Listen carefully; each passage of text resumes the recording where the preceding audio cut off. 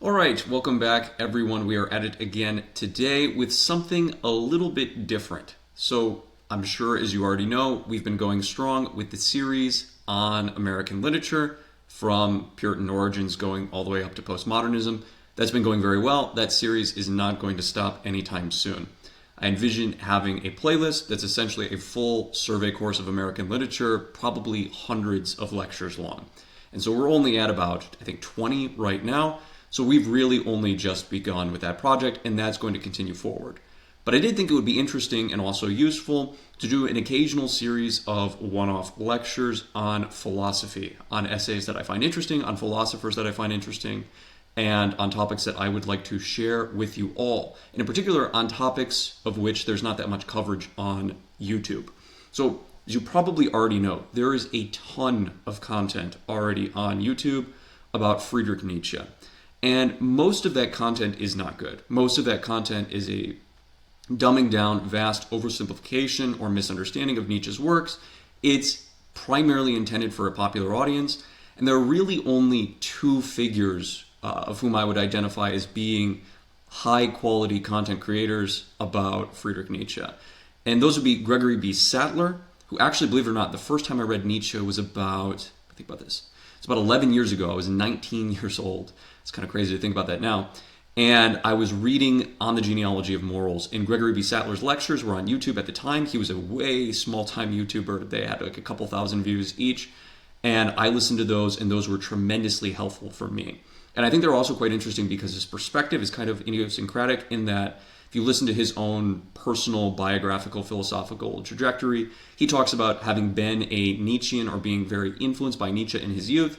He later comes to reject Nietzsche. He becomes, I believe, a traditionalist Catholic or more of like a Catholic, Alistair McIntyre, virtue ethics kind of guy.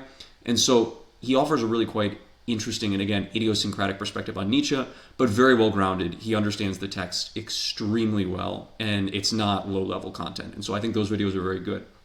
I would also recommend, if you're interested in high-quality Nietzsche lectures on YouTube, Essential Salts, the YouTube channel Essential Salts. I've seen probably 30 or 40 of his videos on Nietzsche, and they're phenomenal. They're lecture-style videos. They're extremely high quality. They're extremely well done by someone who has read probably almost all of the secondary material on Nietzsche and certainly all of the primary source material. He understands Nietzsche inside and out. I will say he gives kind of what I would consider to be the left perspective on Nietzsche, sort of a more left-wing reading of Nietzsche overall, but very, very, very good lectures and, miles ahead of School of Life and other just sort of nonsense channels that I think do an injustice to Nietzsche. But one thing I noticed is that there is no content available on YouTube about Nietzsche's early essays. And those, quite frankly, are some of my favorite things that Nietzsche wrote. In part because, one, there's a sort of youthfulness to them. There's a sort of energy in his overstatements, which never quite goes away in Nietzsche, but I think is especially prevalent in the early essays. But also because you can see from the time Nietzsche is a young man, this essay we're going to look at today, Homer's Contest, he wrote when he was 28 years old. The ideas that preoccupy the later Nietzsche and the ideas that he comes to develop, like things that we know as like the will to power, for example, eternal recurrence of the same, all of those ideas have what we call like seeds or origins in the early works of Nietzsche. And so this is what I really want to explore today with this deep dive in this, quite frankly, a fragment. It was meant to be a preface to a larger work that was never completed called Homer's Contest. And so we're going to go through this. We're going to go paragraph by paragraph, analyzing, breaking it down, figuring out what Nietzsche is trying to say. And then at the end of this video, we're going to look at some later quotes from Nietzsche and see how they compare to what we see in Homer's Contest. I think you'll find it's going to be a really interesting lecture, and there's nothing quite like it. This is the first lecture, as far as I'm aware, about Homer's Contest on YouTube. And so with that, let's begin to dive in. So a little bit of the textual history. This text is written in 1872. Nietzsche is 28 years old at the time. This is his third year as a professor at Basel. So the story with Nietzsche is really quite interesting. He becomes a full-on professor of philology, or basically classical languages, at the age of 25, which is extremely young to become a professor in the 19th century, still very young to become a professor. I believe he's actually the youngest professor in Basel's history, which is quite interesting.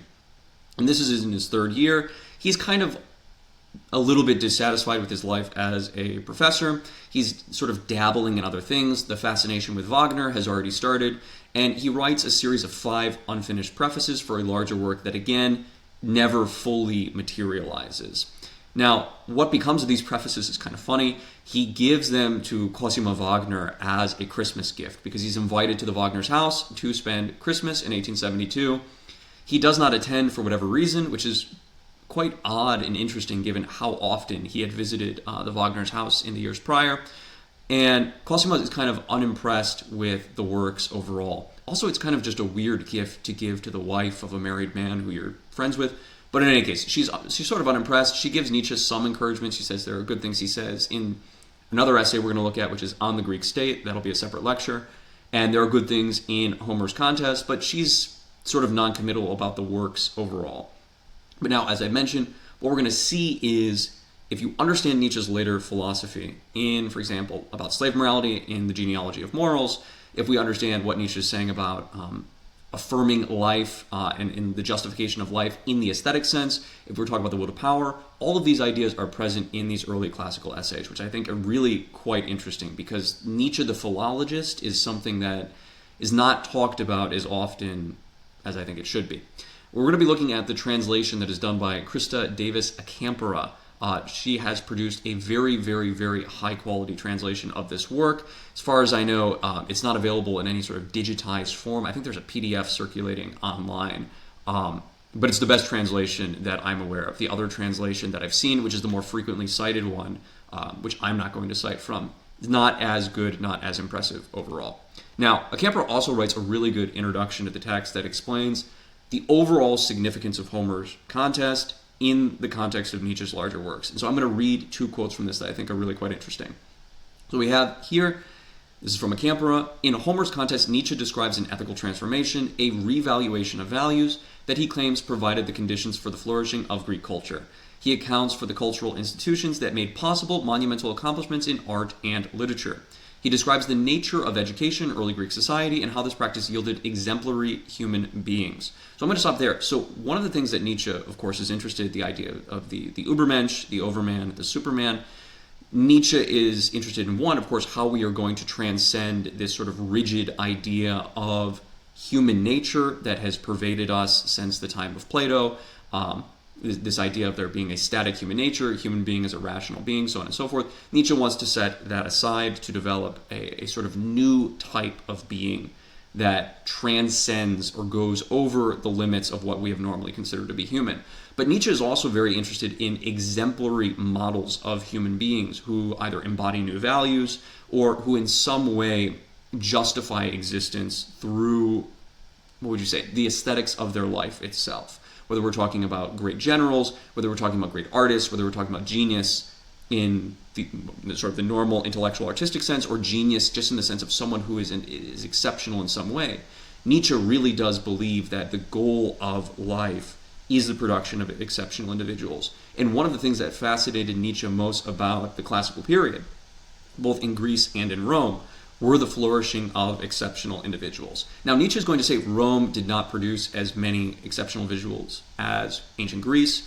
In fact, he has an interesting quote, I can't remember in which work it is, where he essentially says, in Athens, we have a flower, which has a stem and which has roots. But he says, in Rome, we see the stem and we see the roots, but we do not see the flower. And in Roman culture becomes all stem and all roots. And what he means by that, and this will become clearer when we get to the lecture on the Greek state. On the Greek state, Nietzsche effectively says the entire state apparatus exists solely for the production of genius. So Nietzsche really does believe that like all political activity, all economic activity, all military activity, like anything that we could talk about as state activity or the activity of the polis is done for the sake of geniuses. And the state does not exist to serve normal individuals. In fact, Nietzsche basically says the state for most individuals is fundamentally slavery, but that slavery exists for the production of these superior individuals, for these superior beings. And Nietzsche is going to say, in Rome, we get the state apparatus for the sake of the state apparatus. So we get all these conquests, we have the military, we have, obviously these immense edifices that are being constructed. We have this very, very high degree of political organization. you can see exemplified, I think most beautifully, in Virgil's Eclogues, not the Eclogues, in Virgil's Georgics. In the fourth Georgic, you get Virgil's really beautiful ode to honeybees, where he says honeybees live in hives and they're a model for human society because Virgil, the great poet of the Roman Empire, believed that the Roman Empire functioned like a hive. And that's exactly what Nietzsche is critical of, is the fact that he saw Rome as being entirely a state apparatus, but without the flower of genius. And so Nietzsche's examination in Homer's contest of Homeric society, of Homeric values, of Homeric individuals, is geared towards, or is done with an eye towards the production of exceptional individuals. That Homeric culture led to the flourishing of genius. Good. Continuing forward. Finally, he suggests some reasons why this type of cultural prosperity has not been achieved in modern society, which of course is a major critique for Nietzsche. Nietzsche believes that modern civilization, and in particular liberalism, like modern, liberal, Western, democratic societies, cannot and have not produced genius and exceptional individuals to the same degree that ancient pagan societies have. And that is a point which I would 100% agree with him on, and I think most people would. Moderns, Nietzsche claims, see the whole world with an ethical coloring different from that of the ancients. One of the most significant differences is in the interpretation of strife and envy. And this is what the essay is going to lean on, is that the Greeks embraced strife and envy as part of life. They affirmed strife and envy. They did not wish to eliminate, negate, or nullify strife and envy in any way. And so Nietzsche is going to say that ethical coloring that is repugnant to modern liberals is actually what led to the flourishing of Greek society and led to the production of philosophy, of art, of mythology, so on and so forth. Good. Continuing forward, this is also a really interesting quote as well.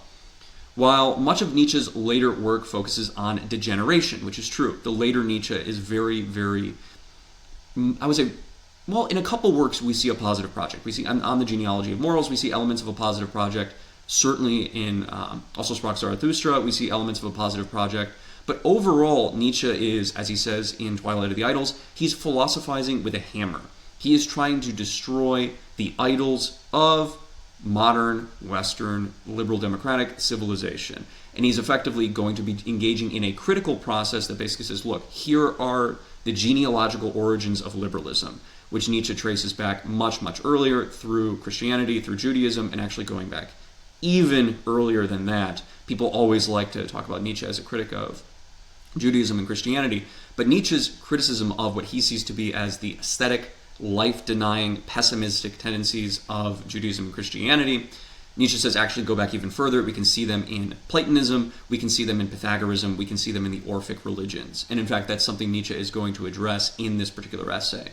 But the point of this being is that Nietzsche's later projects, they're all based on using the genealogical method to try to determine, well, where does Western liberal democratic values in society come from? Where are we getting this sort of 19th century bourgeois decadent view of life? And it's very much geared towards criticizing this and actually destroying it, but without putting something in its place. Okay? In that sense, very much like, very much like Marx, right? Where there's a great quote I love from Nicolas Gómez Dávila, the 20th century traditionalist Catholic Colombian philosopher, where he says, look, any traditionalist Catholic who reads Marx is going to say, in everything that Marx criticized, Marx was correct. Like a traditionalist Catholic should look at the things that Marx was being critical of in the 19th century, rampant industrialism, the emergence of capitalism, destruction of traditional society, so on and so forth, and see those things as being bad. But Marx's like actual positive political project is kind of vague, kind of tenuous, and for Nicolas Gómez Dávila would be something that a Catholic would have to reject. Here, I think you see something very similar in Nietzsche, where it's like 90% of Nietzsche's work is engaged in a critical project that I think, quite frankly, is genial to even people who do not share Nietzsche's philosophical priors, like including traditionalist Catholics. Nietzsche actually said himself, he said, my greatest readers are Christians. He says, the true variety of Christian has always been respectful to my work, which is a comment I always find really interesting. I think that's an ecce homo. But in any case, what Nietzsche is going to say is, like, I have this critical project of where Western society has found itself in the 19th century, and we see some elements of a positive project, but it's much rarer to find what Nietzsche wants to replace this with. In this essay, though, I think, and this is what Acampora is highlighting, we actually do see the elements of a positive project. So what is she going to go on to say? Readers of Homer's contest are given a positive account of what life for the healthy, self-overcoming philosopher of the future might be like. Although Nietzsche did not think we should simply strive to recreate ancient Greek culture, partly because he did not think this was possible and partly because he did not believe the Greeks to be without serious faults, he was interested in investigating Greek culture to determine the conditions that made possible great accomplishment. So for Nietzsche, this is like a historical case study. Is look, we're not here to revive ancient Greece. That's not going to happen, nor should it happen. However, we can look back to ancient Greek society and to the Homeric age and see something that is worthy of emulation, and we can try to think, okay, what conditions were in place that allowed for the proliferation of genius? He's going to say this is the agonistic element. The agonistic element is a condition Nietzsche sought to revive. Agonistic meaning strife, competition. Nietzsche advocated a curriculum of competition through which Greek culture would be surpassed in a creative wrestling with ancient accomplishments. So here Nietzsche is going to say, effectively, we need to revive the nature of competition, which may seem odd because you're thinking, well, 19th century industrialism, robber barons, Darwinism, capitalism, isn't everything in the 19th century competition? And of course, if you go extend this further into the 20th and 21st century, you think, well, my goodness, the NFL, high school sports, isn't everything in modern American society hyper-competitive? Isn't the problem too much competition? And what we're going to see is this actually rests on the definition of what Nietzsche is going to say is legitimate competition. It's actually an objection that Nietzsche explicitly directs a response to in this work. Now, I don't want to spoil that for you, but that's something that's going to be coming ahead. But needless to say, what Nietzsche is going to say is, no. A reintroduction of healthy competition would revitalize society. And in fact, what we need to do is try to engage in healthy civilizational level competition with ancient Greece. We should try to surpass the flower of ancient Greece and build something more beautiful and more stimulating. Now, let's dive into... Okay, so before we get into the essay, we'll dive into the essay in just a moment. What we're dealing with here is Nietzsche's, again, genealogy... maybe a bit of an intense word here. We're going to look at Nietzsche's understanding of the Homeric view of man. So if we look at the heroic age of ancient Greece, what is their idea of a good, a noble human being? And of course the Odyssey and the Iliad themselves as texts give us this. I love this quote from the Odyssey. This is from famous Book 8. So if you read the Odyssey, you'll know. Book 8 it's a weird book because when it comes in, it's right before we start to get the more traditional myths and legends that emerge from the Odyssey. It's right before Book 9, where we hear about Polyphemus, the Cyclops, the blinding of Polyphemus, that whole famous story. And also the Island of the Lotus Eaters appears in Book 9. But in Book 8, we're just getting to the frame narrative where Odysseus is going to recount all of his adventures. And he's at the court of Alcinous. And at the court of Alcinous, there's about to be a set of games done. There's going to be competitions, which Odysseus will engage in tentatively, at least for a moment, and then he'll just sort of spectate the competitions that go on. But here we get this really long book out of nowhere. All of the previous books of the Odyssey, quite short. They're about 400 lines maximum. This book 8, is the first book we have that gets up to 650 lines, so it's significantly longer than the other books. And the whole book is a meditation on competition and the value of competition and the value of athleticism. Odysseus, who at this point is late 40s, early 50s, is described as being, and this is a direct quote, you can go look at the Fagel's translation, being still in his prime.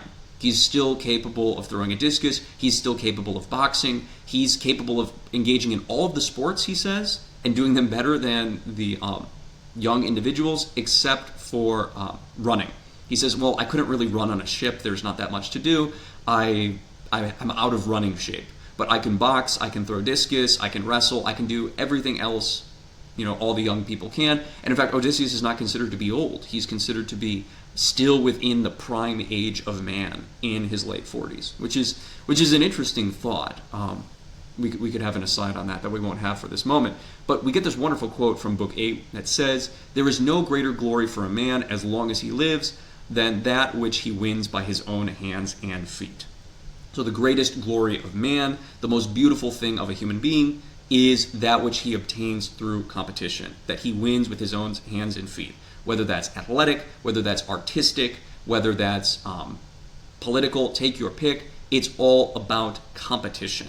In the ancient Greek cult of arete, of victory of excellence, of virtue, of manliness, is predicated on the idea of competition. And that's the idea that Nietzsche is going to explore in this essay, because Nietzsche effectively says what we have lost in the 19th century with tolerant Western liberal humanism, with liberal democracy, with liberalism as a political system writ large, is we have lost the value of competition.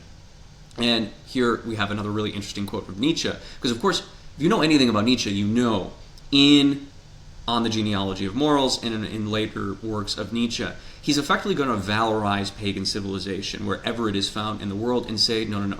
The pagans had a healthier view of human beings than we have. Our view of what it means to be human represents a retrogression or a form of decadence of the pagan view of the human being.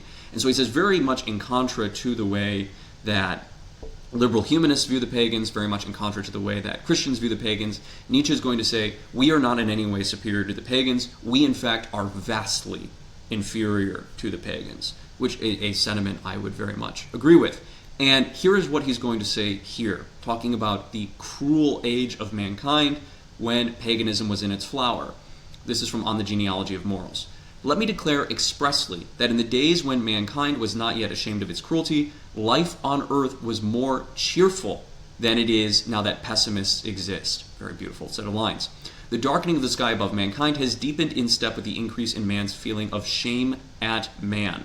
The weary pessimistic glance, the mistrust of the riddle of life, the icy no of disgust with life, these do not characterize the most evil epochs of the human race. Rather do they first step into the light of day as the swamp weeds. They are when the swamp to which they belong comes into being. What is that swamp? I mean the morbid softening and moralization through which the animal man finally learns to be ashamed of all of his instincts. So this is quite interesting. So Nietzsche is going to say pagan civilizations, the earlier days of man, the dawn of man, was a more cheerful time in spite of the fact that it was a crueler time. And this is a thesis that Nietzsche is going to sustain in this particular essay as well. He's going to say, look, there was, rape, pillage, and plunder. There was bloodshed.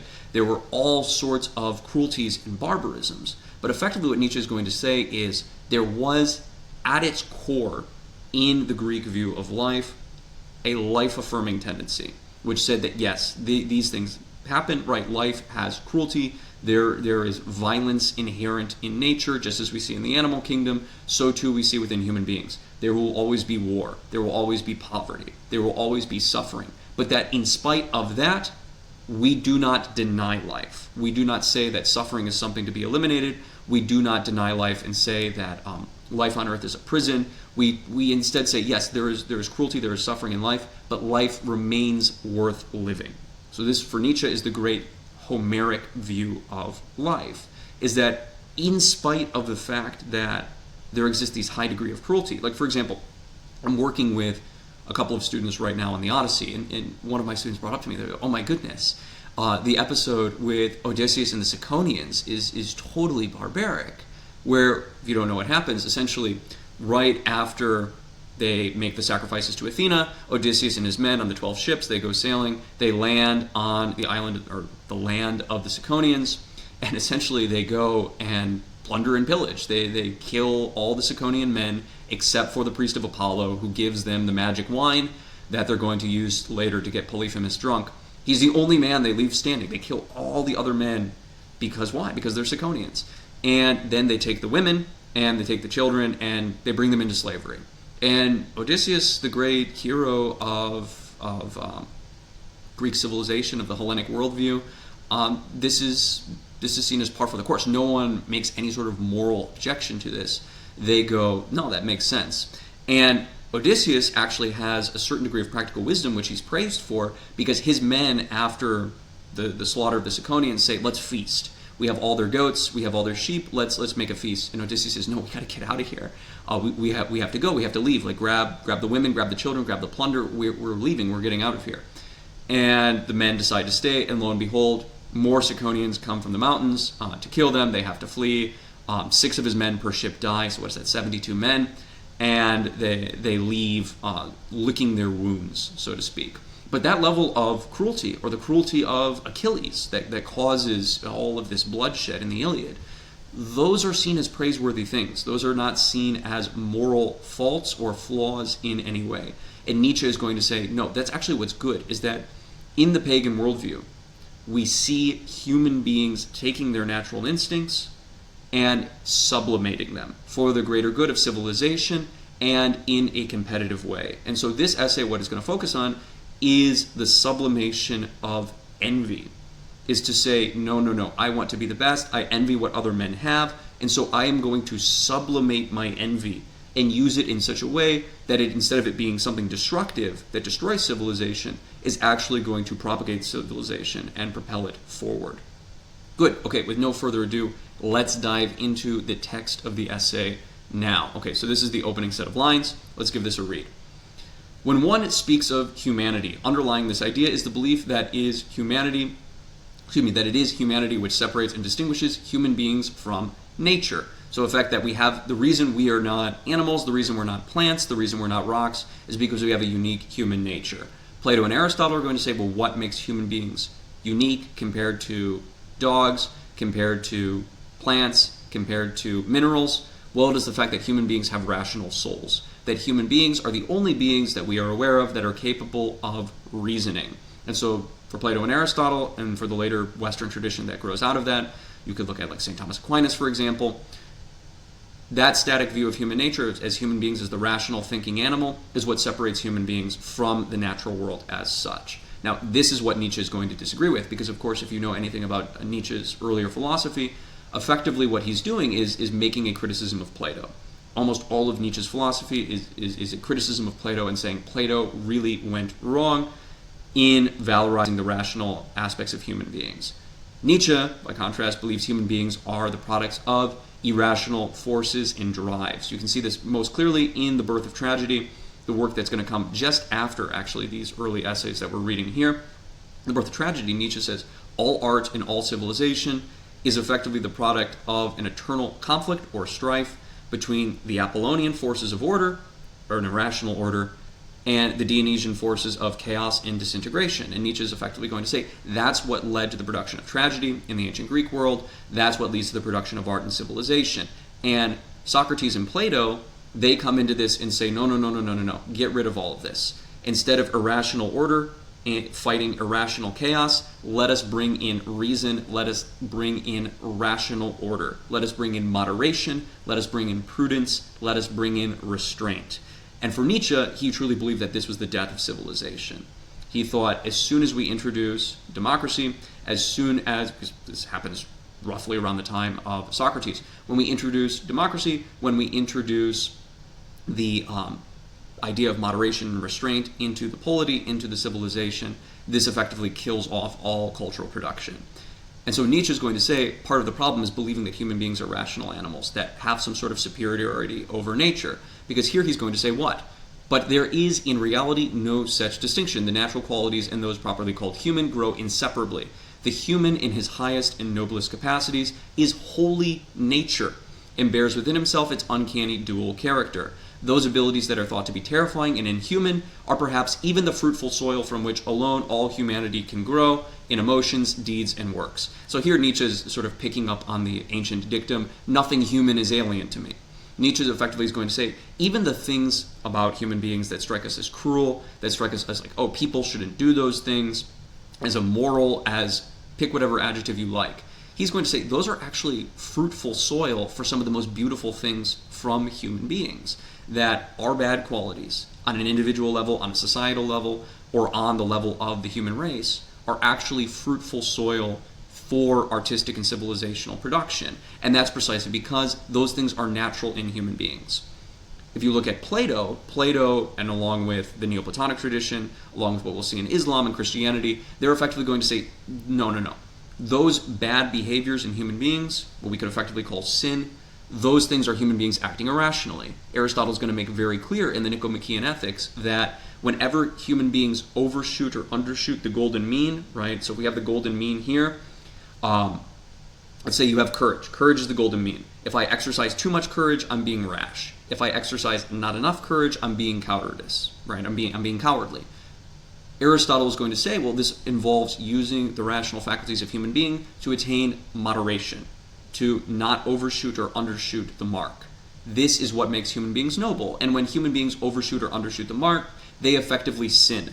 What is sin? Irrational action. Sin is human beings acting out of their nature. It's human beings not acting like human beings. Why? Human beings are the rational animal. To act irrationally is thus to act immoderately, and thus is to sin. And of course, St. Thomas Aquinas is going to pick up on this in his definition of sin as well. That's going to be foundational for Western thought.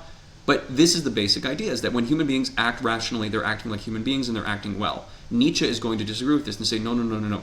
Even the bad behaviors of human beings actually are productive and fruitful for civilization in a meaningful way. And he's going to explain what he means here. So let's take a look at this. Why must the Greek sculptor give form again and again to war and fighting and innumerable repetitions? So here he's talking about ancient Greek art. If we look at ancient Greek sculptures, we see what? Muscular male human beings, perfectly symmetrical bodies and forms, in scenes of war, in scenes of athletic competition. What are they? Outstretched human bodies whose sinews are strained from hatred or from the arrogance of triumph, people wounded and doubled over, dying persons gasping their last breaths. Why did the entire Greek world rejoice in the fighting scenes of the Iliad? I fear that we do not understand them in a way that is sufficiently Greek. Indeed, that we would shudder if for once we understood them in Greek. So here Nietzsche is going to make a claim that he had been making already for some time, which is he really hated what the liberal, the liberal philologists, the liberal academics like Strauss were doing to the ancient Greek world. Because what he said, and this is most clear in his essay on Strauss in the Untimely Meditations. In that essay, he effectively says when Strauss reads the ancient Greek world, he effectively takes all of his liberal presuppositions, all of his Western epistemic priors, and reads them back into ancient Greece, such that, no, ancient Greece is just like the 19th century, but earlier. And Nietzsche says this is false. You need to look at ancient Greece like it's an alien world. We should study ancient Greece like it's an alien civilization. We should not try to see ourselves in them and read back our values into them. And he says the reason why modern, here we mean 19th century, philologists, classicists, when they look back at ancient Greece, refuse to do that is because if they took ancient Greece as ancient Greece, they would be terrified. They would shudder because they would see effectively a level of hatred, a level of violence, a level of cruelty that goes against the entire Western edifice of ethics and morality. But Nietzsche is going to continue forward and explain what he means by that. Okay, he's going to say, thus the Greeks, the most humane people of ancient times. So here he's going to say, look, like compared to other pagan civilizations, compared to what we see, for example, in India, compared to see what we see in Persia. Take your pick of any pagan civilization. The Aztecs, so on and so forth. He's actually going to say the Greeks are the most humane of all the pagan civilizations. And yet, even in spite of this certain level of humanity that is agreeable by 19th century standards, what? They possess a trait of cruelty, a tigerish lust to annihilate, what St. Augustine would call the libido dominandi, a trait that is also quite visible in that grotesquely magnified reflection of the Hellenes, Alexander the Great, and which must terrify us if we approach it in the entire history and in their mythology with the flabby concept of modern humanity. So he's effectively saying if we look back on any ancient Greek figure, even a late figure, because he's going to actually make a criticism of Alexander the Great later, even if we look back on a late figure like Alexander the Great and we try to understand him for what he is without bringing in all of our liberal ethical priors, right? The ideas of human rights, the ideas of maximizing liberty, equality, so on and so forth. If we set those aside and we look at Alexander the Great, he's going to say we would be terrified. We would be absolutely terrified. What's his example of this? When Alexander has the feet of Batius, the brave defender of Gaza, pierced and ties his living body to his chariot to drag him about under the scorn of his soldiers. That caricature of Achilles, right? Because of this, of course, happens in the Iliad, who similarly mistreats the corpse of Hector at night, excites the same disgust in us. But even that trait is offensive and fills us with horror. Here we look into the chasms of hatred. With the same sentiment, we may also stand before the bloody and insatiable mutual laceration of two Greek factions. For example, in the Corcyraean Revolution, when the victor in a fight between cities, according to the entitlements of war, executes the entire male citizenry and sells all the women and children into slavery, just as Odysseus did with the Ciconians, we see in the sanction of such laws that the Greek believed a complete expression of his hatred was serious and necessary. is given the sanctity of law. In these moments, the compressed and swollen sentiment relieved itself. The tiger leapt forth, and a voluptuous cruelty shone from his terrible eye. Now, what is Nietzsche going to do with this idea? Oh, this is quite interesting.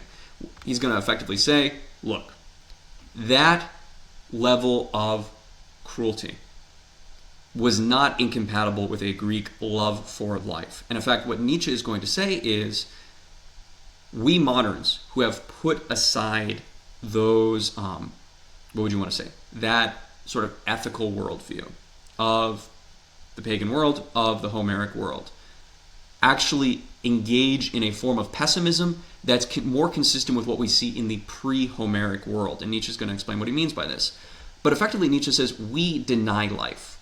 We look at life, we look at the cruelty of life, we look at human beings acting badly, acting irrationally, and we say those things should not happen.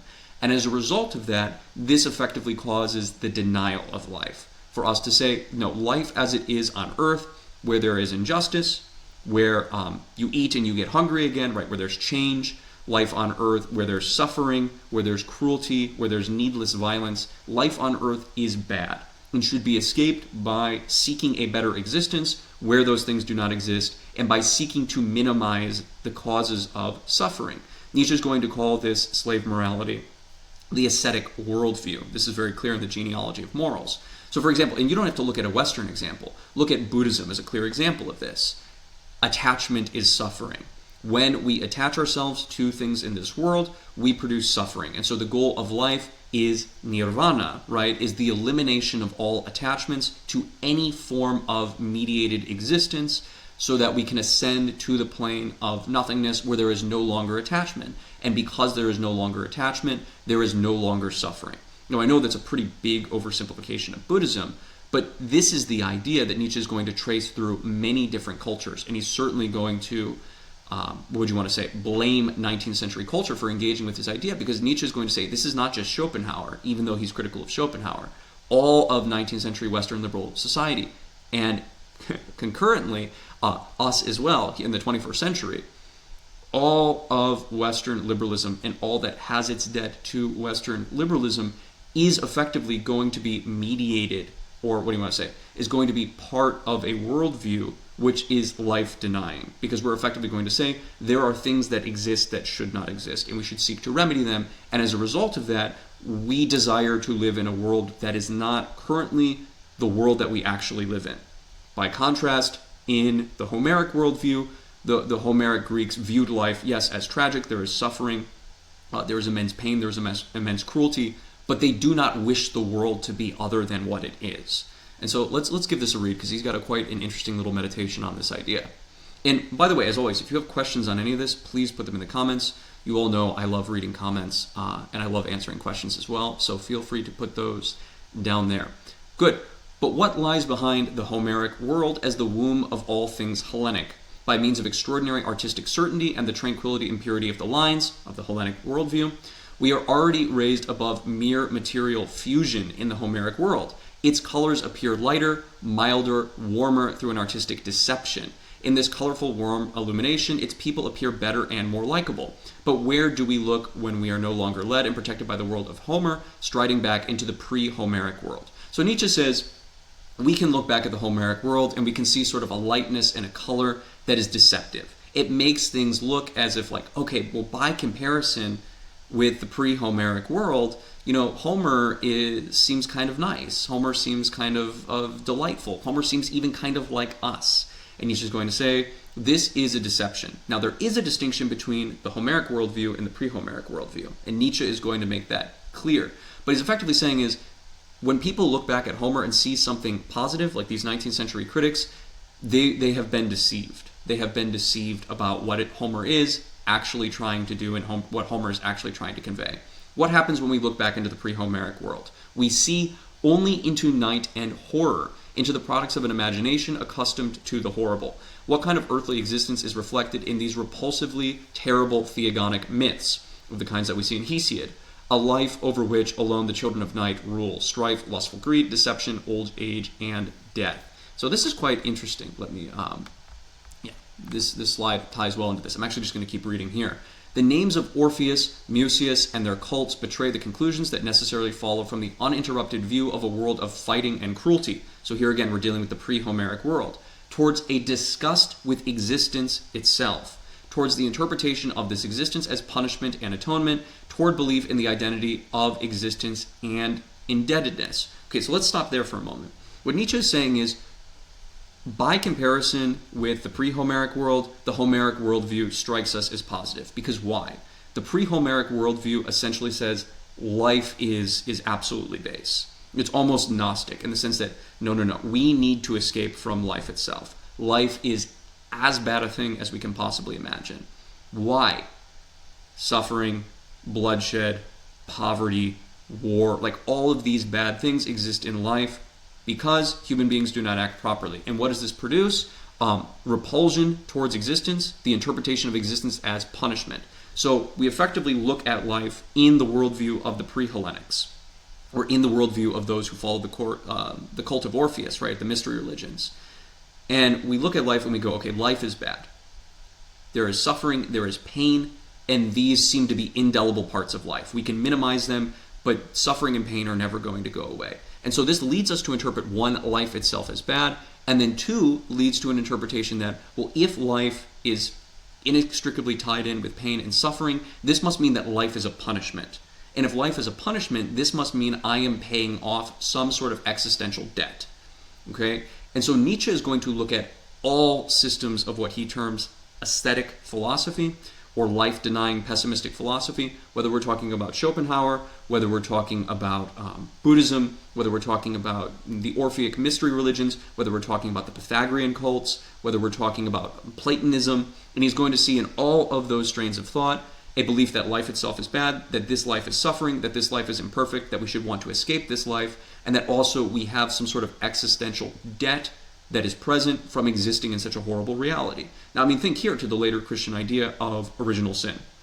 The idea of original sin is very similar, is that why is there suffering in the world? Well, because human beings sin. Human beings commit mortal sin all the time. Well, why do human beings commit mortal sin? Well, because of concupiscence that is brought in us by the fall. Now, human beings still freely act upon that concupiscence, but this is going to continue until essentially until the world ends. We've been redeemed from that original sin by the sacrifice of Christ, but that original indebtedness, all beings are brought into the world engage in, right? Even an infant has that sort of existential indebtedness as a result of original sin. Okay, Nietzsche is very clear that that sense of existential indebtedness is not a unique innovation of Christianity. He's going to say, no, this goes back even to the pre-Homeric worldview. We see this in the Orphic mystery religions. We see this in Pythagoras. And of course, we see this most clearly in Plato. In Plato, the idea is, no, this world, the world of becoming, this world of change that we exist in, is the imperfect world. We want to go to the world of being, the world of forms, where things are unchanging, and in which they're in a perfection which never ends, and in which there is no room for error, in which there is no sin, in which there is no overstepping of the mark, and all things exist in perfect static, rational perfection. Nietzsche is going to say, no, that view itself is exactly the problem. And that is what the Homeric pagans, as well as other pagan civilizations that Nietzsche looks positively upon, like the Hindus, that's what they managed to eliminate. Is they said, yes, life has all sorts of bad things, but rather than trying to flee from them or minimize them, we are going to affirm them. What does he say? These conclusions are not specifically Hellenic. In these, Greece is similar to India and the Orient in general. So these conclusions here, he's talking about the life-denying views of the mystery religions, of Pythagoras, of Plato, later, so on and so forth. He's going to say, we see this in India, we see this in the Orient, this sort of fatalism of, I'm going to resign myself to the fact that I live in a life where there is an abundance of suffering, and I'm going to try to reduce my attachment upon the world, whether this is by fasting, whether this is by prayer and meditation. I will do vows of poverty. Whatever I do will remove me from this world in some way so that I don't have to engage in it and I don't have to propagate suffering. Yet, Nietzsche is going to say there's a response to this in Homer. The Hellenic genius had yet another answer ready to the question, what does a life of fighting and victory want? And gives this answer through the entire breadth of Greek history. So he's going to say Greek history becomes an answer to the question of the value of agonistic struggle, of war, of strife, and of envy. He's going to explain this a little bit further. In order to understand what this answer is, the answer to the riddle he outlined earlier, we must first assume that the Greek genius once found value in the existence of such a terrible drive and thought it justified. So here he's talking about the drive to destruction, the drive to war, the drive to violence, and ultimately the drive of strife and envy. And he's going to say the Greek genius in the time of Homer found this drive to be something justified, while in Orphic thought, which happens earlier, lay the belief that life with such a drive at its root is not worth living. Fighting and the lust for victory were acknowledged, and nothing separates the Greek world from ours as much as the coloring derived hence of individual ethical concepts, for example, eros and envy. He's going to say, this is what separates us 19th century civilized Westerners from the ancient Greeks, is that the ancient Greeks accepted eros, strife, warfare, and envy as natural parts of life and as things worth accepting. Whereas we in the 19th century, liberal humanists, human rights, democracy, this, that, the other, equality, the sort of Kantian, what do you want to say? The Kantian ethics where we can, have perpetual peace, this, that, the other. Nietzsche obviously did not believe in perpetual peace. This sort of lops off our understanding of the ancient Greek world because we can no longer understand strife and envy as being positive things, as being things worth affirming in life, and things which, in spite of the fact that they cause suffering, actually drive civilization forward. And so what is Nietzsche going to say on this? We have another condemnation of 19th century philologists, and this one I find quite genial. So the context for the quote that I have right here is quite interesting. So Nietzsche goes on to talk about what was believed to have been an addition to the poems of Hesiod. I think it's the Works and Days, and maybe the Theogony. In any case, we have this set of poems from Hesiod. I'm not a classicist, as you can tell, and there is a mention of the two eroses. You have the good eros and you have the bad eros. And so the bad eros, meaning strife. Eros means strife. The bad strife causes warfare. The bad strife causes destruction of one's neighbor, destruction of oneself, destruction of other civilizations. But the good eros, the other eros, leads to flourishing, leads to the flowering of the individual, the flowering of the polis, the flowering of the world, essentially.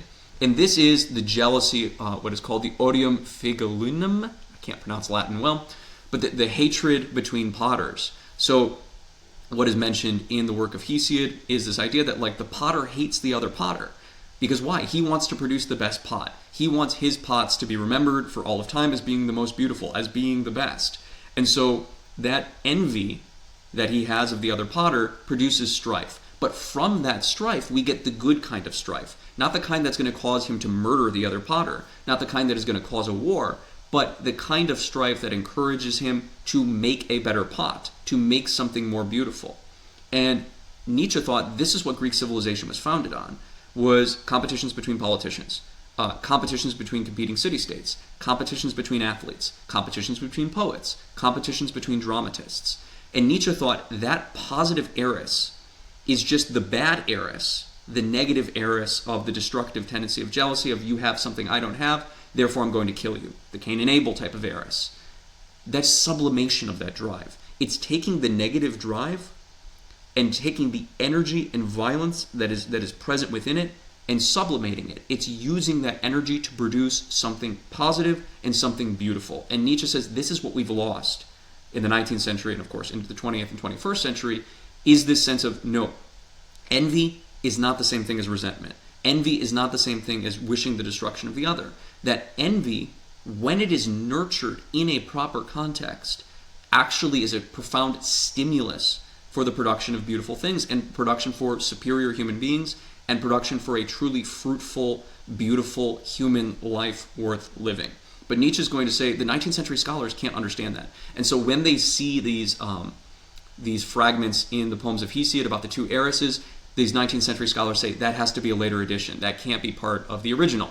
And this is Nietzsche's quote. According to our scholars, the appearance of the last two verses about odium figulinum in this position is incomprehensible. In their judgment, the predicates resentment and envy are only proper to the nature of the bad eros, Wherefore they do not hesitate to regard the verses as spurious or as cast by accident in this place. Concerning this, however, an ethic other than the Hellenic must have inspired our scholars without their knowledge. Since Aristotle, and this is interesting, since Aristotle takes no offense with respect to the verses about the good heiress. And not only Aristotle, but all of Greek antiquity thinks differently from us about resentment and envy and judges with Hesiod, who both designates one heiress as evil, namely the one who leads human beings to hostile fights of annihilation against one another, and then praises as good another heiress, who has jealousy, resentment, and envy, provokes human beings to action, not to the action of fights and annihilation, but rather to the action of, and this is the key point of the essay, contests. Okay, so this is key. He's going to say, look, even Aristotle, who Nietzsche is, of course, later going to be very critical of as a student of Plato, he's going to say Aristotle invents this thing called human nature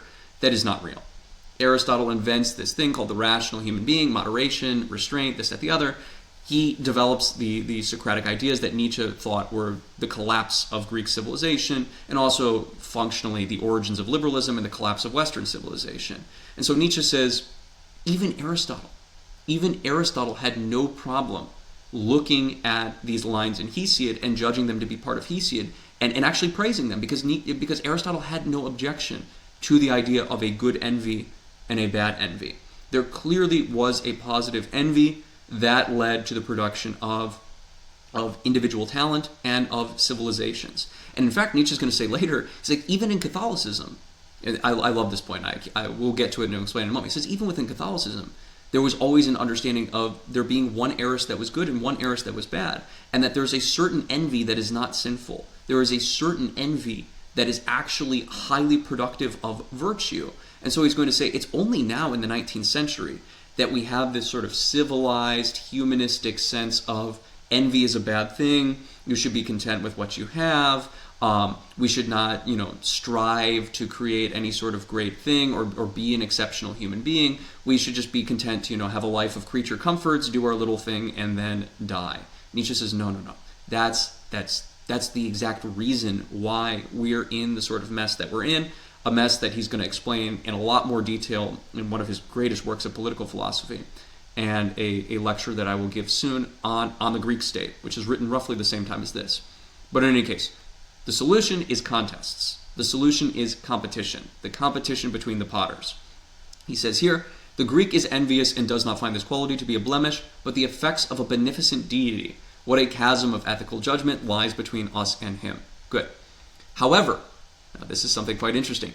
The greater and more sublime a Greek is, the brighter the ambitious flame breaks out of him, consuming everyone who runs with him on the same path.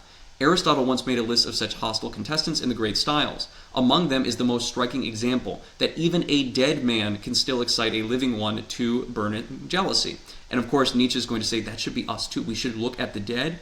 So for example, let's say you're a playwright. You should look at the playwrights who came before you, and you should feel burning envy of them because you want to produce works as beautiful as they've produced, that you want to be superior to them in some way and produce a play that is even greater than the plays that they have produced. Or that us as a civilization, we should look at the ancient Greeks and go, we should want to surpass that. Not copy it, not ignore it, but surpass that. That is the good heiress. That is the good strife. So what's this example he gives? Thus Aristotle designated the relation of Xenophanes of Colophon to Homer.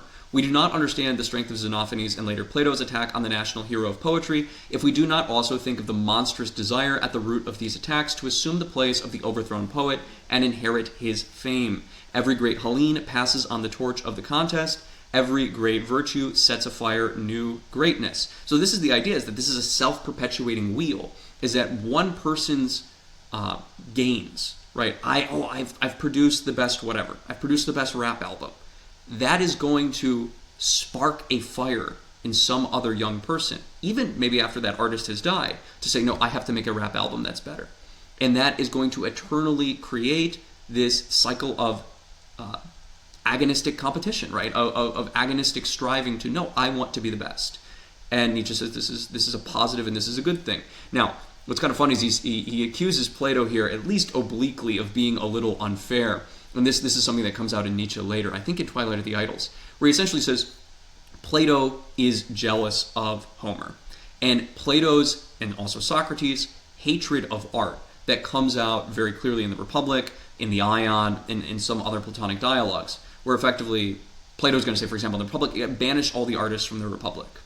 The artists are going to convince people to be weak, to do things that are contrary to civic virtue, so on and so forth.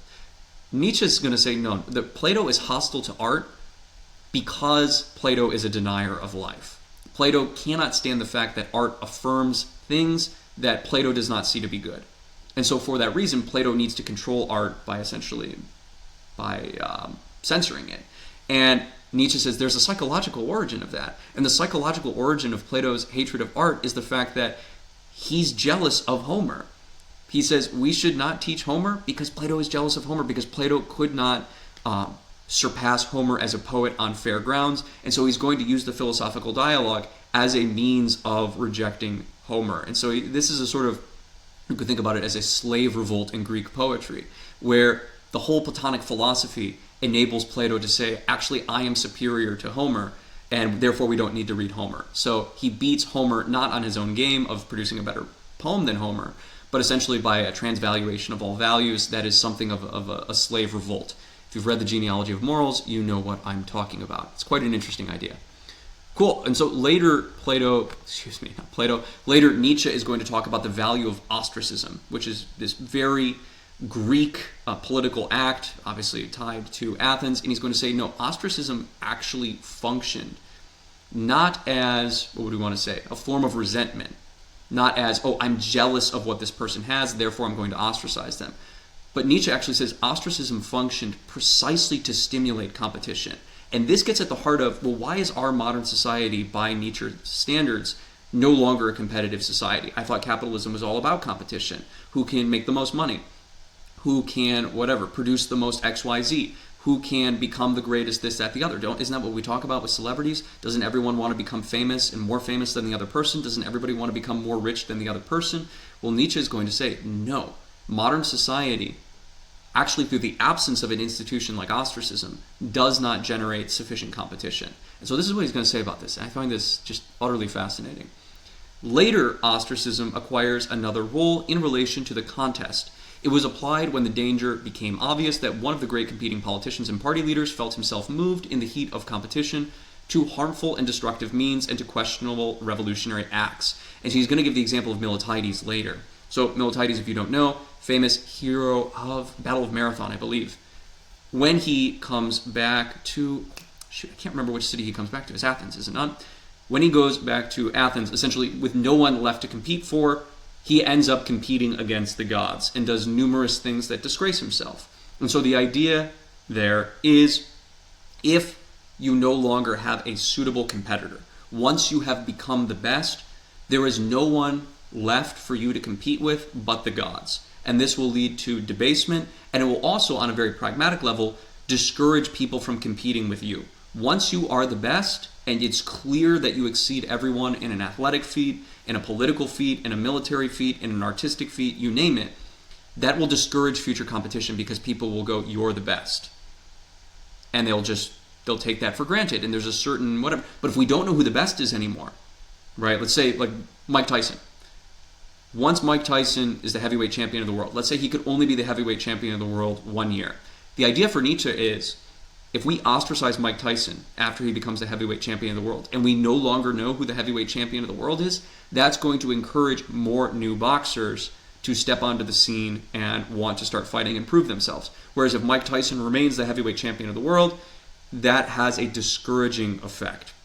He explains this a little bit more later. In any case, ostracism is going to have a positive function in getting rid of harmful and destructive means to questionable revolutionary acts that come from having no one to compete with. The original function of this strange institution, that is of ostracism, is not, however, as a safety valve, but rather as a means of stimulation. One removes individuals who tower over the others only to reawaken the play of powers, a thought that is hostile to the exclusivity of genius in the modern sense, but which presupposes that in a natural order of things, there are always several geniuses who incite each other to reciprocal action as they keep each other within the limits of measure. That is the crux of the Hellenic idea of context. It detests autocracy and fears its dangers. It craves as protection against the genius a second genius. I love that. This is a beautiful quote. That is the crux of the Hellenic idea of contest. It detests autocracy and fears its dangers. It craves as protection against the genius a second genius. So here is like Nietzsche says essentially everyone can recognize that having one genius at the top of everything with no one above him is dangerous, because then he only essentially competes with the gods, and this discourages people underneath him from trying to compete with him, and he essentially claims all the power, fame, renown for himself, and with no one left to compete for, he's going to engage in hubris. He's going to engage in something that is ultimately going to denigrate him, debase him, and lead to a profound fall, as in the case of Miltiades. Nietzsche says, well, the modern solution to this problem is what? Get rid of the genius. Get rid of the genius and just try to clamp down genius by any means by saying, no, equality. So get rid of the idea of greatness as such and say, no, we actually don't have any sort of value for greatness. We're going to try to level the playing field and limit, sort of set a bar on achievement. Well, what's interesting, he says, is no. The Hellenic idea was, yes, the genius is dangerous. A genius with no one above him in any field of human endeavor is a dangerous thing. But we can stop the genius by creating another genius. Well, how do we create another genius? We ostracize the first genius, and that stimulates, okay, well, who's going to be the next one? And that sort of stimulation of competition leads to the creation of another genius. We get some great works, we get some great poetry, we get some great athleticism, we get some great whatever, and then we ostracize that person, and we keep doing this because it stimulates the eternal wheel of agon, of competition, of strife. I think it's a very beautiful idea. Cool. And so here Nietzsche is going to talk about the Hellenic pedagogy, which stimulates this type of culture. Every talent must express itself in fighting, thus commands the Hellenic popular pedagogy, whereas modern educators fear nothing more than the unleashing of so-called ambition. Today one fears selfishness as evil itself, with the exception of the Jesuits, who share the disposition of the ancients and therefore are perhaps the most effective educators of our time. So I'm going to pause there. I love this commentary on the Jesuits. As you know, I come from the world of Catholic education, and so I have to make a commentary on this. If you go read the 1599 document, what is it called? The Reglo Studiorum? You can go Google it. 1599 Jesuit Regio Studiorum or Reglo Studiorum. I don't know Latin, but it's the rule of study of the Jesuits from 1599. If you go take a look at this, what you will see is the number one feature of of the Jesuit education is competition. There were monthly debates that were to be held where the winner of the debate was basically in front of the entire school, in front of the entire community, and receives like this tremendous praise for his eloquence in the debate and for winning the debate.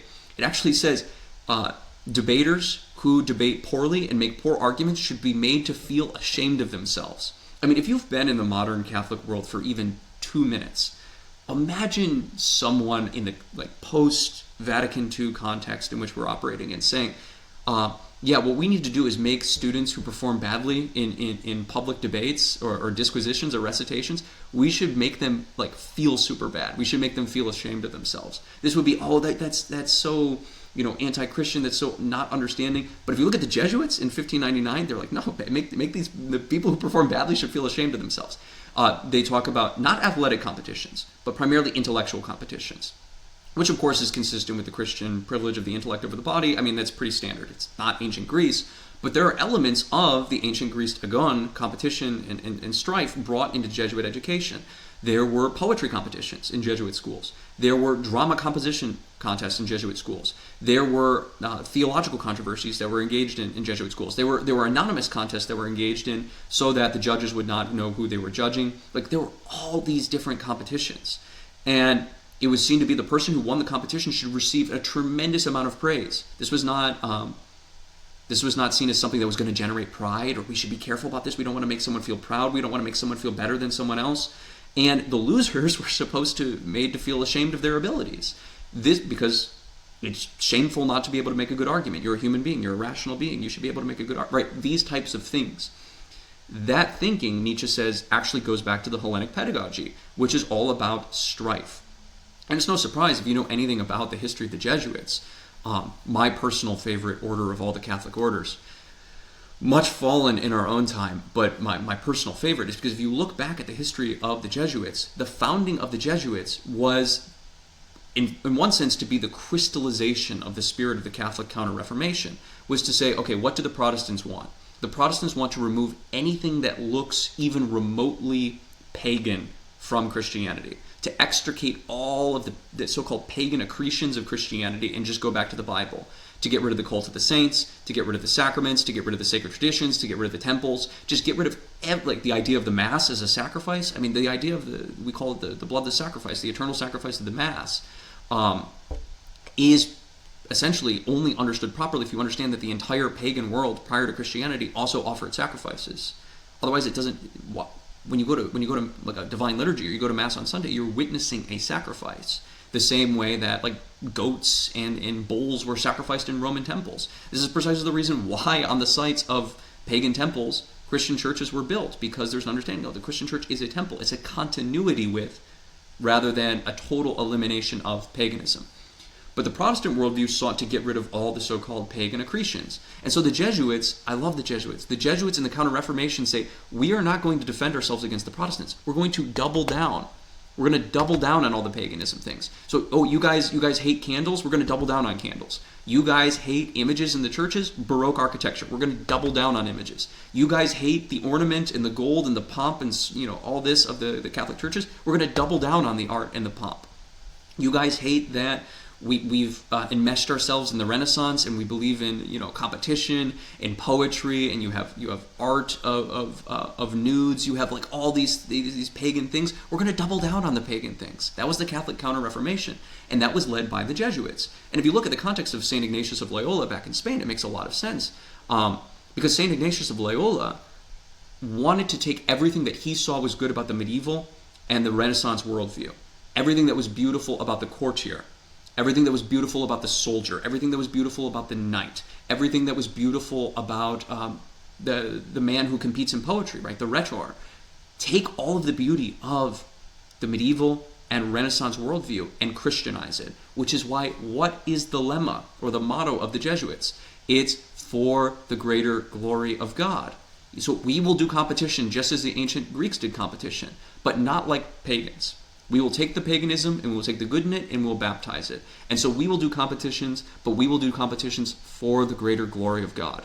I love it. It's, the Jesuits in the 16th and 17th century, it's just amazing. And there will never be anything like that ever again, I don't think, which makes me sad.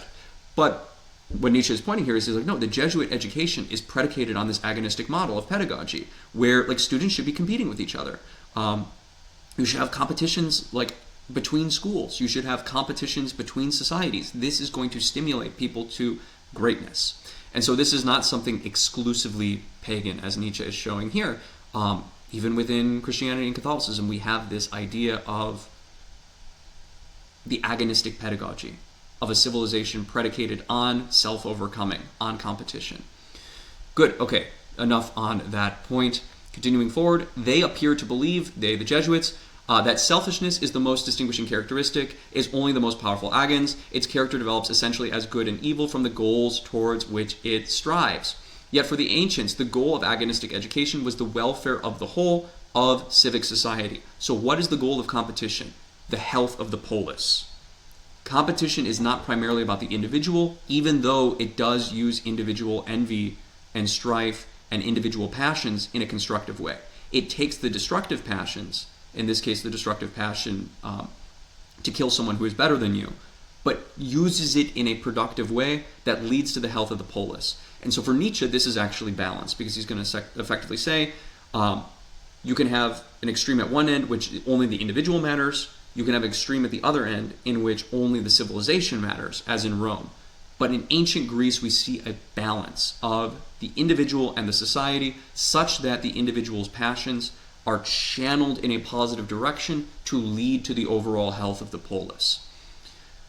Every Athenian, for example, was supposed to develop himself in contests, every Athenian, in order to be of the highest service to Athens and bring it the least harm. Why do we engage in competitions? Because of love for the polis.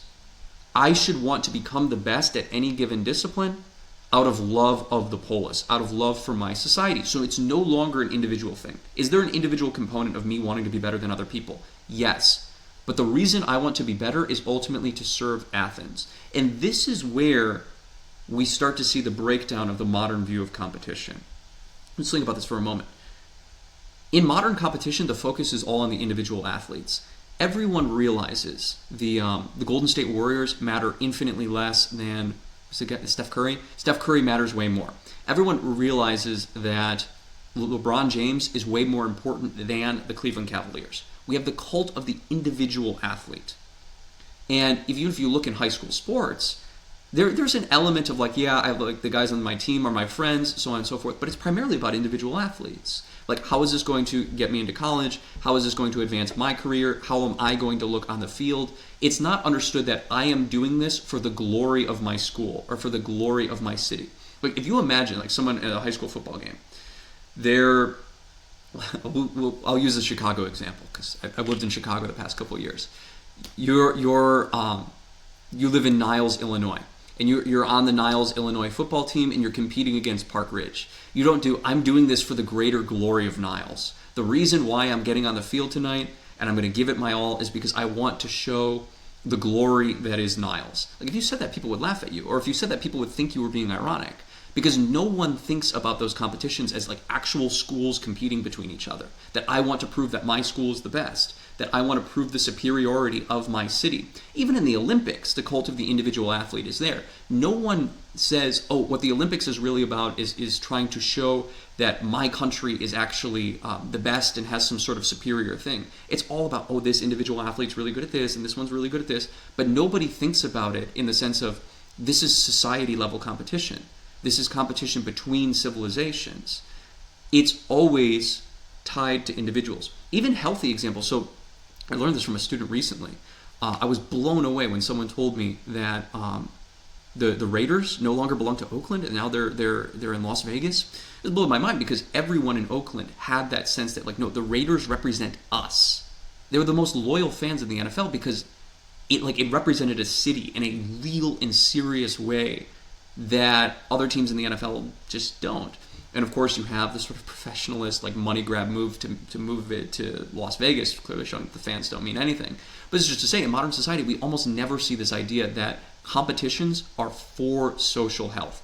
They're almost always understood, like if I'm participating in a poetry competition, if I'm participating in a speech and debate competition, if I'm participating in a basketball competition, those are always seen as individual endeavors. They're not seen as schools competing for each other. The primary reason people do high school sports is because they hope that they as an individual will get picked up to do college sports.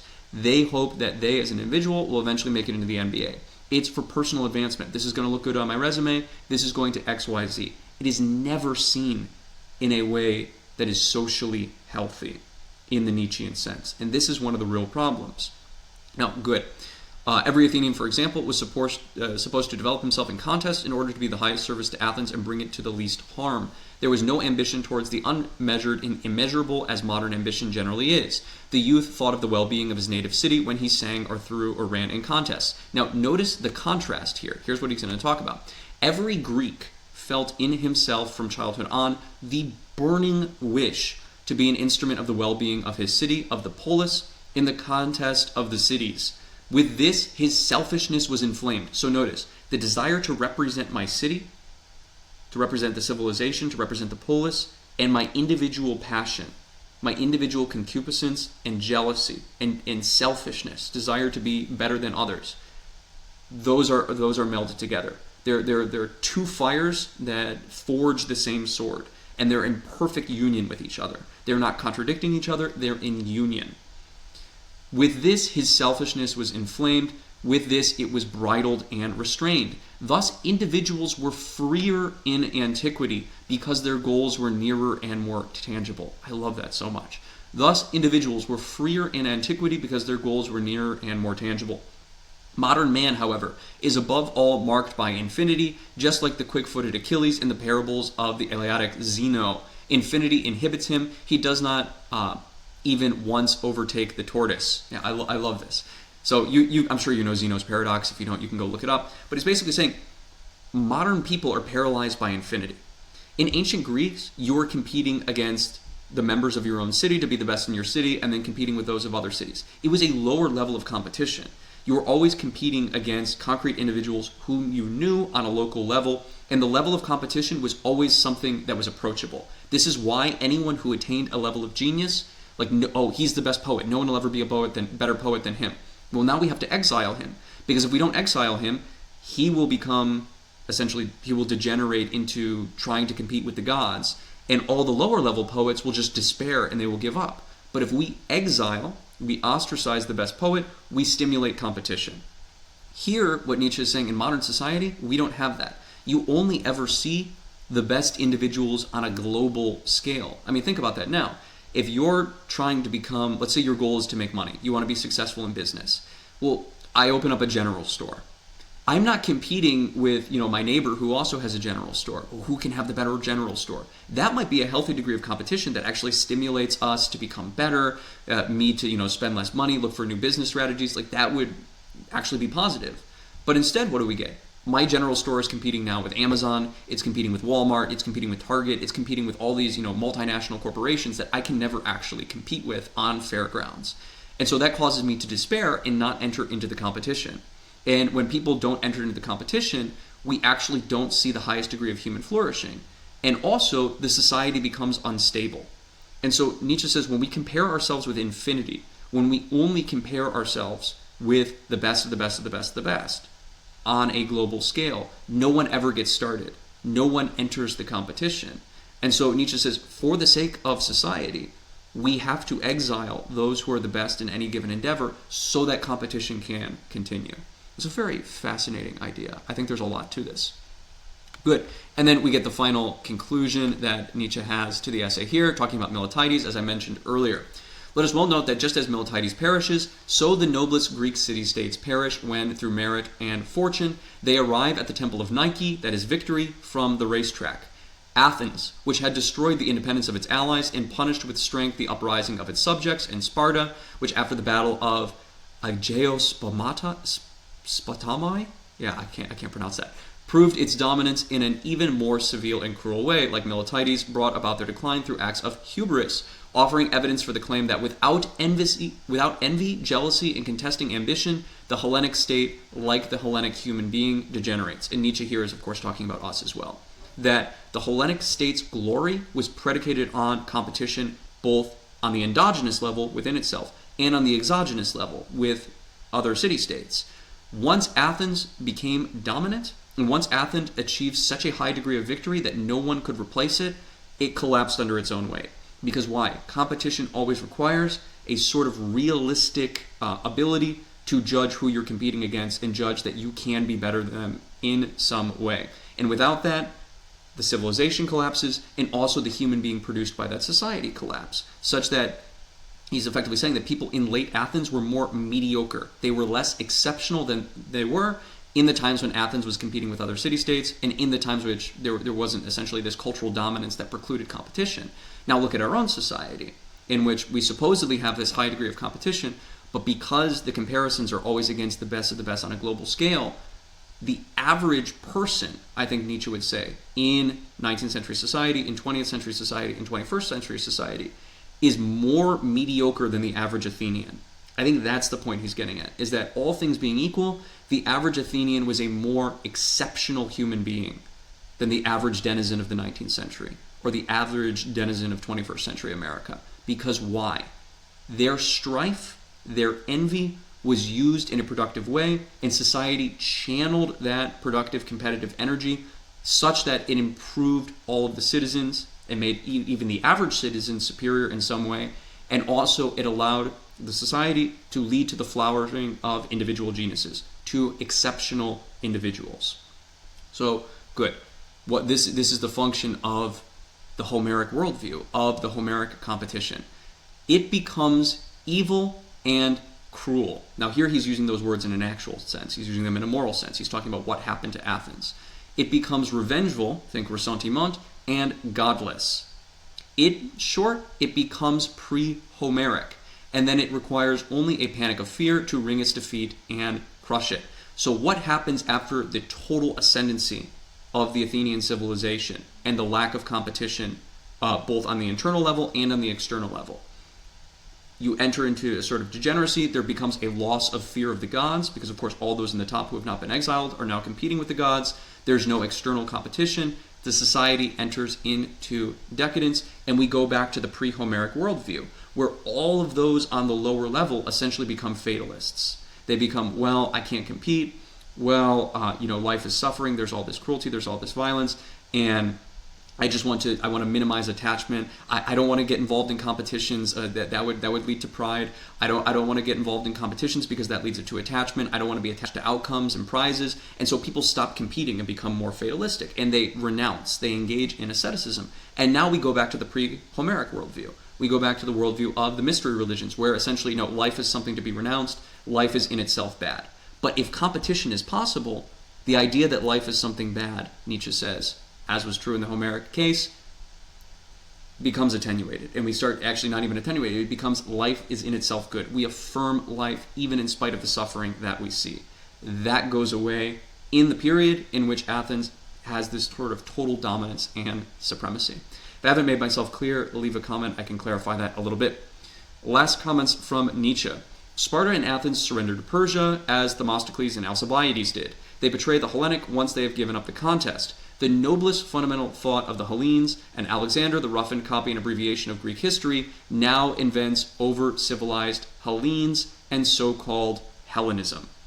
Okay, so here he's effectively saying that all of Greek civilization that comes after this becomes, much like us in the 19th century, Nietzsche's saying, we become over-civilized. We lose that embrace of the cruelty and savageness of life that was the product of the Homeric worldview, and that was the product of this healthy, proper understanding of envy, strife, and competition. So that's Nietzsche's essay. Now, if we take a look at some later Nietzsche quotes, let's see, where's a good place to put myself here? Yeah, that works. If we take a look at some of these later Nietzsche quotes, we can see these are ideas that show up in all of the later Nietzsche works. And it's one of the reasons why I like this essay so much, is because you see fundamentally the idea of the will to power in Nietzsche, the idea that ontologically speaking, whether we're talking about within a human being and the fight between different tribes, whether we're talking about between individual human beings, whether we're talking about between societies, on every level of existence, we have will to power. We have the desire to dominate, to exercise our craft, to exercise our skills, abilities, and power, and put other elements, whether natural, whether other human beings, into subjugation. That's the Nietzschean idea of the will to power, and that's a fundamentally agonistic conception of life. A conception of life that is based on strife, that is based on competition. And this shows up in all of the later Nietzsche works. So let's take a look at some of these. I love this. This is from The Gay Science. Open enemies. Courage before the enemy is one thing. It does not prevent one from being a coward and an indecisive scatterbrain. That is how Napoleon judged the most courageous person he knew, Murat. Which shows that open enemies are indispensable to some people if they are to rise to their own kind of virtue, manliness, and cheerfulness. This is a great quote. What Nietzsche is effectively saying is, having enemies, having people you're competing with, spurs one on to greatness. And so that the enemy is not one to be hated in the sense of resentment. Nietzsche says actually resentment is the product of a civilization in which there is not a healthy degree of competition, in which there is not a healthy agonistic mode. When we lose that, we start to hate others. We get the slave revolt in morality, we get ressentiment. Nietzsche is saying effectively the great man of pagan society, the great man of the Homeric worldview, looked at his enemies with a certain degree of respect and saw them as indispensable because his enemies drove him on to further greatness. And so we see this as well in Ecce Homo. Equality before the enemy, the first presupposition of an honest duel. Where one feels contempt, one cannot wage war. Where one feels contempt, one cannot wage war. If you feel contempt for an enemy, they're excessively beneath you, or you resent them in some powerful way, there is no war, there is no combat, there is no agon. Where one commands, where one sees something beneath oneself, one has no business waging war. This is very good. Next, from Twilight of the Idols, freedom means that the manly instincts, which delight in war and victory, dominate over other instincts. For example, over those of pleasure. So here, this is a consistent theme in Nietzsche, is that what we see in modern society in the 19th century is an embrace of pleasure, comfort, and survival. It was actually Nietzsche's big criticism of Darwin. I could do a whole lecture on that. Nietzsche and Darwinism is a fascinating topic. But he essentially says, the Darwinistic worldview is essentially maximize caloric consumption and copulation, right? Once those things are there, and I have survival. As long as I'm surviving and I am not engaging in any sort of risky behavior that could lead to death or any way, and I have the creature comforts, I am successful in some meaningful way. And Nietzsche says that's ridiculous. He says true freedom is where the instincts that delight in war and victory are promoted over and against the drives that lead to pleasure. And so again, that's a conception of life that is against comfort and which is primarily predicated on the idea that suffering and striving are good things to be affirmed. That the suffering, the cruelty, the violence, the strife that is inherent in this life, those are necessary components of this existence and should not be wished away or desired away in the ascetic sense. And that this actually leads to freedom. Notice, this is what Nietzsche said earlier. I think there was an earlier quote, if we go back to it, where he essentially says, the individuals were freer in antiquity because their goals were nearer and more tangible. They are freer in the Aristotelian sense, meaning they are more able to pursue excellence. Not freer in the sense they have more liberty, like, oh, no one can tell me what to do, because obviously the ancient Greeks had less liberty than we have. But they were freer in the sense that they were more able to pursue excellence. There was a lower degree of mediocrity, precisely because those instincts of the agonistic life were cultivated. Another great quote from The Gay Science: "No victor believes in chance." I love this. This is such a great quote. No victor believes in chance. So the idea that this world is governed by chance, that there's no relationship between success and failure, that, good people end up on the bottom, bad people end up on the top. Sometimes the opposite happens. It's just absolute chaos, and there's no rhyme or reason, and there's no point even trying, because you can try really hard and not get to the top, and vice versa. You can not try at all and get to the top. Nietzsche says that's a loser worldview. That's a worldview of someone who is not a victor. That if you are a victor, you necessarily are going to believe that what led you to victory were your own decisions, were your sort of agonistic engagement with the struggle and striving that is life in this world, that is the warfare of life in this world.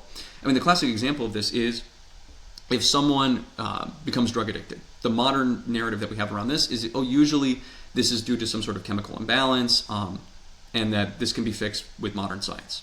This is the general idea. But if someone stops using drugs, we always say they made a conscious decision to do so. We don't say, the chemicals in their brain just changed in such a way that they wanted to stop using it. No, we say they made a conscious, active decision to stop using something. That is, again, the worldview of someone who believes that they have agency in the world, precisely because the idea of agency is fostered by this healthy competition that we see in the Homeric society. And so agreed, no victor believes in chance. The last one, and this is probably one of my favorite Nietzsche quotes of all time, this is from Ecce Homo. "The sedentary life, as I have said once before, is the real sin against the Holy Spirit." Now, here he's being very tongue-in-cheek.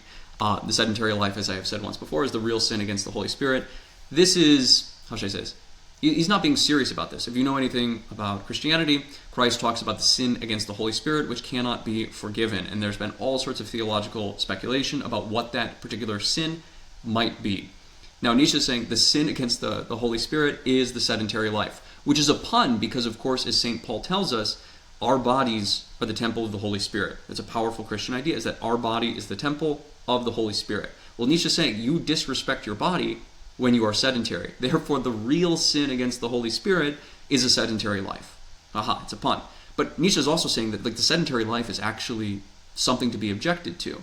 Where if you have this worldview where it's all about creature comfort, where it's all about pleasure, you're not going to be moving, you're not going to be striving, you're not going to be fighting and engaging with the active warfare of life. You'll just be happy to, okay, I've got food, I've got this, I don't need to do anything else, I don't need to struggle in any meaningful way.